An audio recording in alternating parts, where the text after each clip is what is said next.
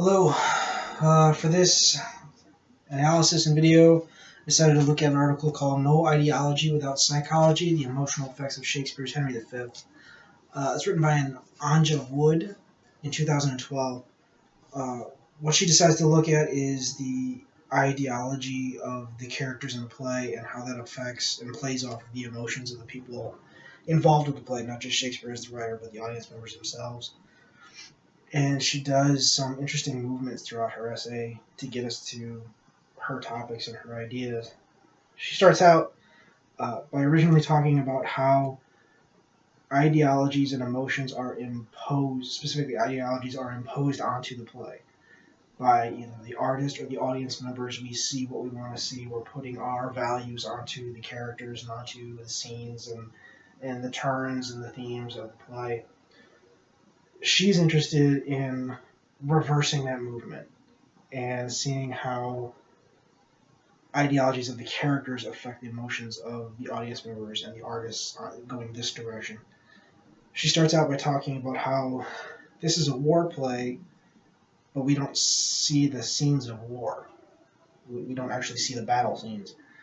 So it's a war play without the war. What we're seeing instead is people's personal reactions to the war. So we're more interested in the feelings than, as she puts it, moves on a map, which I think is very interesting. We don't see the war, so that's not the focus. We're seeing the reactions specifically of Henry to the war. That's what this play is really about.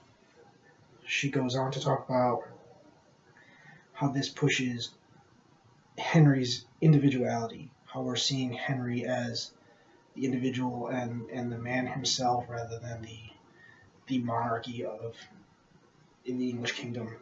So I think it's interesting how she already starts out with dictating where our focus is and where her essay is going. She brings in psychology. I think she might be a psychology major because she starts talking about how the human brain can shift between these kinds of emotions and how the human brain can detect emotions of fiction and reality and create the line between the two. And she mentions that when literature causes audience members to feel something, have an emotional reaction from the literature, our brain is, she called it a dummy response, how our brain is kind of being tricked by the literature. And then she goes into talk about how literature can create emotional stimuli in the audience and how this can help us understand the author's expectations and things like that. These are things that I think as English majors we already know that. We kind of already looked at that and understood that, and for some of us that's why we're English majors. She's bringing this up almost like it's new to her, so I think she might be a psychology major. But it does play a part, and it is important. And then she talks about how we can begin to understand reader reactions to the fiction and to the characters by seeing that divide and seeing that line between the two.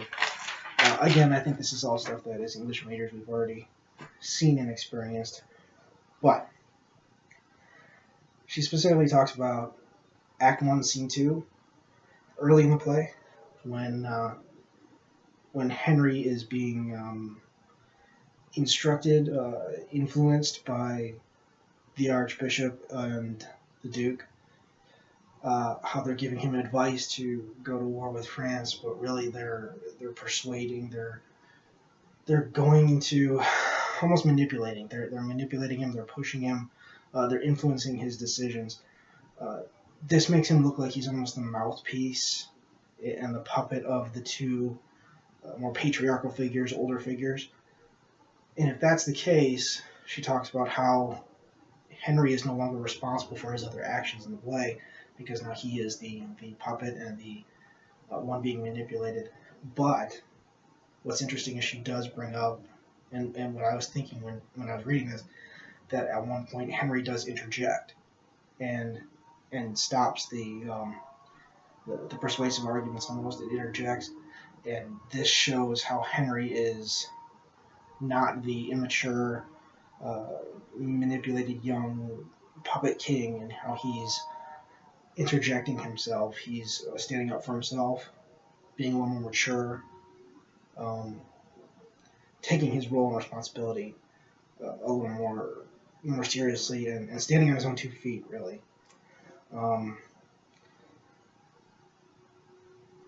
But later on in the scene, the French king sends Henry a taunt, a little insult, and then Henry immediately loses his cool and blows up and gets heated and emotional and immediately needs to seek revenge and goes after France and the King of France for the taunt.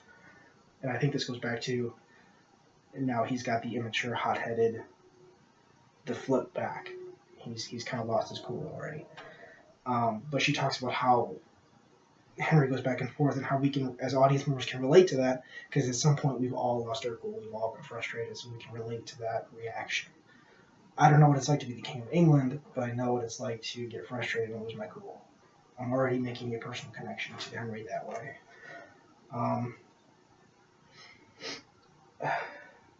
She goes into how this play is kind of set in, she calls it a male culture of honor, where we all have to show, or where they all have to show integrity.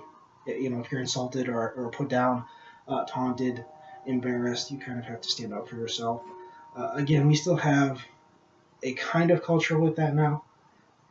Present day is not quite to that extent. I'm not going to go to war with you if you embarrass me, but I do feel like I need to stand up for myself. So there is a little bit of that still going on. And again, that's me making a personal connection and relating to Henry that way. She also talks about collective honor at the victory over the French. How Henry has his troops kind of rally up and sing hymnal songs together as a group, as kind of a collective. We've regained our honor back. So she makes reference to that with the culture of honoring you.